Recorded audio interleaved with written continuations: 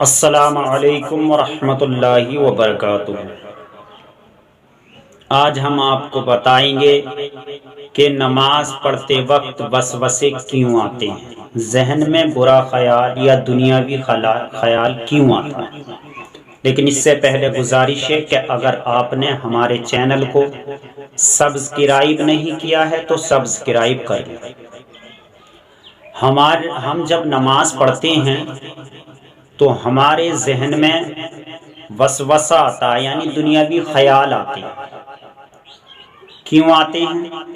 اس لیے کہ رسول پاک فرماتے ہیں کہ شیطان یہ انسان کے دل پر بیٹھ جاتا ہے گھٹنے ٹیک کر کے۔ کس وقت بیٹھتا ہے؟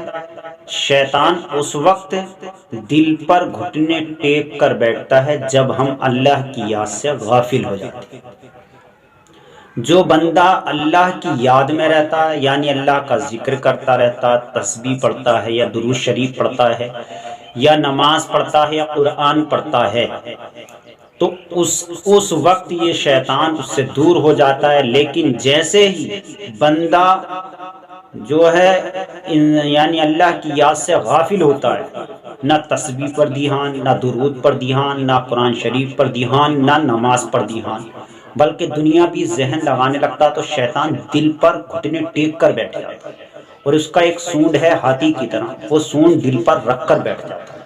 پھر وہ جو شیطان ہے وہ ہمارے دل میں برے برے خیالات اور دنیاوی باتیں ذہن میں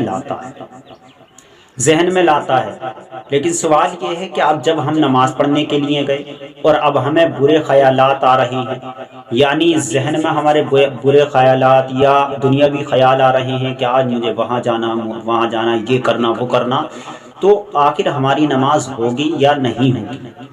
تو دیکھیے، اگر آپ ذہن لگا رہے ہیں نماز کے لیے اللہ تبارک و تعالیٰ کی طرف کہ مجھے کوئی ذہن نہیں آئے، یعنی کوئی غلط خیال میرے ذہن میں نہیں آئے، کوئی برا خیال نہیں آئے یا دنیاوی خیال نہیں آئے، ذہن لگا رہے ہیں نماز میں لیکن پھر بھی آ رہا ہے تو آپ کی نماز ہو جائے گی۔ لیکن جان بوجھ کر آپ ذہن لگا رہے ہیں کہ آج فلاں جگہ مجھے جانا ہے، فلاں کام کرنا ہے مجھے، تو پھر ایسے نماز نہیں ہوگی۔ اس لیے ہمیں کوشش یہ کرنی چاہیے کہ ہم اللہ تبارک و تعالیٰ کی یاد میں رہیں۔ اگر اللہ تبارک و تعالیٰ کی یاد میں رہیں گے، آپ نماز پر ذہن لگائیں گے اور پھر بھی آپ کو اگر برے وسوسے یا دنیاوی خیال آئیں گے تو آپ کی نماز ہو جائے گی، انشاءاللہ ہو جائے گی، اور وہ بھی اچھی ہوگی۔ اور یہ جو برے خیالات آتے ہیں پیارے دوستو، یہ شیطان کی وجہ سے بھی آتے ہیں، اور کبھی کبھی ہمارے ذہن میں کچھ فکر ہوتی ہے کہ مجھے فلاں کام کرنا ہے، ضروری کرنا ہے، تو بھی ہمارے ذہن میں خیالات آتے ہیں، یا برا ہم کسی ایک چیز کو یعنی زیادہ سوچتے ہیں تو پھر بھی وہ ہمارے ذہن میں رہتا ہے، گھومتا رہتا ہے۔